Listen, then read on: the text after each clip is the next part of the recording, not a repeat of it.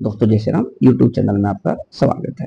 आज हम बात करेंगे types of gear, purpose of gear, या फिर इंटरसेक्टिंग किसको बोलते हैं, या फिर हैरिंग बोन गियर किसे कहते हैं। तो गियर के टाइप्स के बारे में तो अधिकतर सभी को पता रहता है, लेकिन कौन सा गियर कहाँ पे यूज करना है उन सब पे हम वन बाय वन समझने की कोशिश करेंगे। तो सबसे पहले बात कर लेते हैं पर्पस ऑफ गियर, यानी कि गियर का उद्देश्य है। अगर मैं बात आपको बता दूं, गियर एक मशीन एलिमेंट होता है जिसका यूज हम लोग पावर ट्रांसमिट करने के लिए या फिर टॉर्क ट्रांसमिट करने के लिए करते हैं।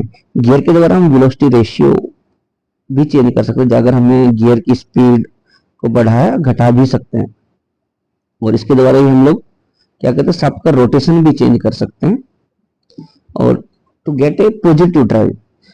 और अगर उसकी बात करें मटेरियल की, तो ये हमारा कास्ट आयरन का भी गियर हो सकता है, या फिर स्टील, नॉन फेरस, या फिर प्लास्टिक, या फिर हमारा फाइबर मटेरियल के भी गियर आजकल देखे जाते हैं। और अब बात कर लेते हैं टाइप्स ऑफ गियर की। तो जब हम दो शाफ्टों को पैरेलल रख के उन दोनों शाफ्ट के बीच में पावर ट्रांसमिट करते हैं किसी गियर के द्वारा, वहां पे यूज होता है हमारा स्पर गियर, या फिर हेलिकल गियर, या फिर रैक एंड पिनियन गियर का हम यूज कर सकते हैं। और जहां पे हमारी शाफ्ट किसी एंगल में है और हमें पावर ट्रांसमिट करनी है, तो वहां पे हम bevel gear and mentor gear, इसको बोलते हैं इंटरसेक्टिंग। और जहां पे ना तो शाफ्ट किसी एंगल पे है और ना ही पैरेलल में, तो वहां पे हम warm shaft and worm gear का यूज करते हैं। और सबसे पहले हमारा आता है स्पेयर गियर। स्पेयर गियर में होता है क्या, इसके जो गियर के टिथ होते हैं वो शाफ्ट की एक्सिस के पैरेलल होते हैं। इस गियर का यूज हम लोग उस जगह पे करते हैं, जैसे कि मैं जहाँ पे दो पैरेलल शाफ्ट में पावर ट्रांसमिट करनी है, तो इसमें क्या होता है, there will be no axial force, यानी कि इसमें कोई एक्सियल फोर्स या थ्रस्ट नहीं लगता। और इसका यूज हम करते हैं लो पावर ट्रांसमिट करने के लिए। जैसे कि मैं आपको बता दूं, सेंट्रलेट मशीन में क्या होता है, जो स्पेंडल होता है, स्पेंडल में जो स्क्रू की पावर को ट्रांसमिट करने के लिए हम लोग स्पर गियर का यूज करते हैं। और अब हमारा आता है हेलिकल गियर। आपने हेलिकल गियर में देखा होगा, जो टिथ रहता है वो एक एंगल पे बने होते हैं। जब हम हेलिकल गियर का यूज करते हैं पैरेलल शाफ्ट में पावर ट्रांसमिट करने के लिए, तो it run more silently than a spur gear, यानी कि हमारा जो स्पेयर गियर है उसमें टिथ शाफ्ट के पैरेलल रहते हैं, और जब वो रन करता है तो एक साउंड और वाइब्रेशन भी होता है। स्पेयर गियर के कंपेयर में हेलिकल गियर साइलेंटली रन करता है। और there will be axial force, thrust force. इसमें क्या होगा, जब हमारा टू गियर मैच करते हैं तो पावर का ट्रांसमिशन होगा, उसमें एक्सियल फोर्स और लगेगा और साथ में थ्रस्ट फोर्स भी, जबकि स्पेयर गियर में एक्सियल फोर्स नहीं होता। और हेलिकल गियर का वार्डली यूज होता है ऑटोमोबाइल व्हीकल में। उसका जो एंगल रहता है वो रहता है 20 डिग्री से 35 डिग्री तक।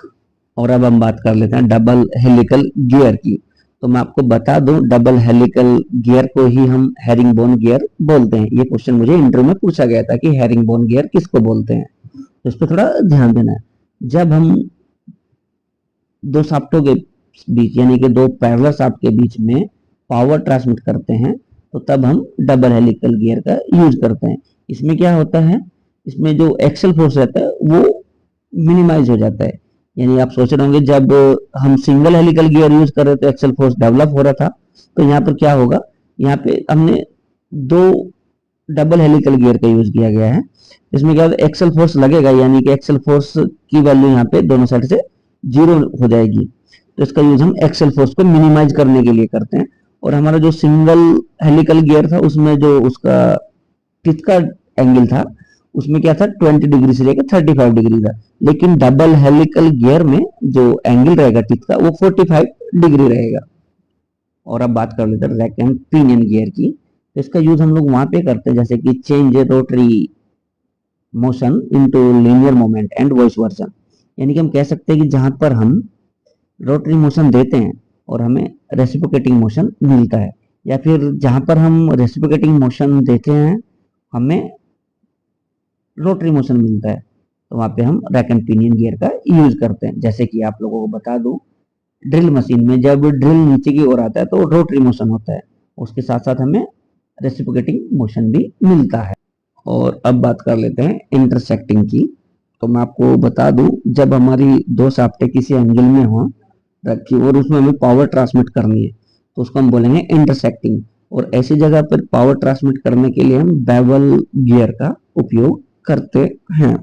तो हमारा जो बेवल गियर रहेगा ऐसी पोजीशन में, उसमें जो टिप रहेंगे वो स्ट्रेट भी रह सकते हैं या फिर स्पाइरल में भी हो सकते हैं। और जो हमारा बेवल गियर के द्वारा हम पावर ट्रांसमिट करेंगे उसमें, तो उसका जो राइट एंगल में जब पावर ट्रांसमिट करेंगे तो उसको हम बोलेंगे मिंटर गियर। तो मैं आशा करता हूँ कि आपको ये अच्छे से समझ में आ गया होगा। और अब हम बात कर लेते हैं worm shaft and worm gear की। Worm shaft and worm gear का उपयोग हम उस जगह पे करते हैं जहां पे हमारा शाफ्ट न तो पैरेलल है और न ही एंगल में है, यानी कि ना तो पैरेलल में और न ही इंटरसेक्टिंग में। तो उस जगह पे हम स्पीड रिड्यूशन करने के लिए तो हम लोग करते हैं worm shaft and worm gear का उपयोग करते हैं। अगर आपको वीडियो अच्छा लगा तो वीडियो को शेयर अवश्य